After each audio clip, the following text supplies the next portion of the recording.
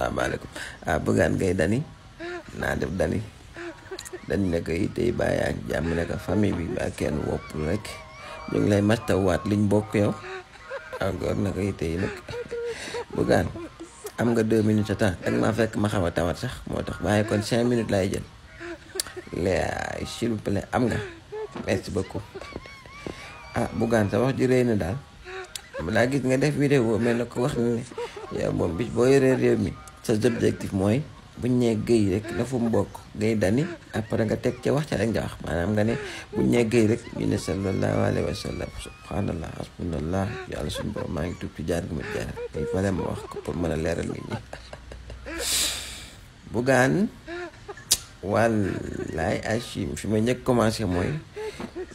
exemple bi nga jël ci Guèye xam naa bi nga jël ci exemple da nga bëgg a wax Sénégal dans sa globalité da nga bëgg nit ñi boo nekkee président buñ ne nit ki kët nangam ak ki nangam ñu may damay ñëw rek yam ci fi nga yam mooy ci Guèye gi ma bëgg laa jaxasee képp ku sant Guèye Bougane ni ma analyser mooy yow da ngaa bëgg wax ne fa ñu war a toll ci jub ci melokaan ci jikko ci roy yonent bi ñi sant Guèye ñoom nekkuñu foofu waaw ba tax na yow boo nekkee président di nga defaat liggéey bu am solo ba képp koo xam ne Guèye sant rek maanaam ci roy yonent bi ci melokaan ci jikko pour ñu mën a toll ci stade boobu te man gëm naa ne bëri nañu sant Guèye ñoo xam ne ci nii ñu ngi roy yonent bi ci melokaan ci jikko di dox ni mu daan doxee di wax ni mu daan wax topp diine ci topp l'islam nekk ay nit yu baax nit yu am diine ak l'islam mais yow sa exemple bi mooy que ne kët ñi sant Guèye moom faaw ñu defaat ñoom ab tul yi ak liggéey bu am solo loolu mooy partie bi nga xam dama ko defoon pour jaxase la ak ñi sant Guèye xam nga beneen bi ci des mooy Bougane sa wax ji dama ko gis mu nekk une discrimination nga seppi askanu Guèye yow wax ne moom ñoom nga nar a liggéey maam ñoom dangaa bëgg moom ñu tedd ba faaw comme yow ni nga nekkee un Guèye nga gis ñu lay dégg fépp gis na am na xaalis nga démarqué wu am maanaam ci côté yëpp nga démarqué wu da nga bëgg boo duggee nekk président yow xeet gi nga bokk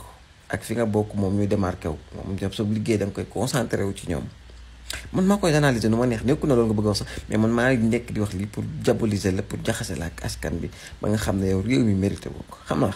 du rien de personnel nag mais dafa am faute yoo xam ne il faut pas que ñu koy jël à la légère il faut pas que ñu koy pardonner ci les fautes yoo xam ne dañu war a sanctionner la personne bi ko def ba tax na ñun ñi nga xam ne santuñu Guèye duñ gis suñu bopp ci sa présidence duñ ko gis ñi nekk ci yeneen diine yi nekk christianisme yeneen diine yu bokkut ak l'islam tamit duñ gis seen bopp ci sa liggéey kon ça veut dire que réew mi yow moom parewuñu pour jox la ko xam nga donc Bougane nit da ngay jàng communication jàkkaarloo caméra yi am opportunité wax am droit wax bu mu tax nga yaakaar loo neex nga war a wax balaa ngeen di génn seen sortie yi dinañ ko préparer jël un tout petit peu de temps jàkkaarloog un miroir même bu doon 10 minutes ngeen def brainstorming un tout petit peu question réponse xool ci li ngeen war a développer ak nag ngeen koy développer bu leen jàpp ne wax dafa yomb wax yombul ku ci bàyyiwul xëy rek génn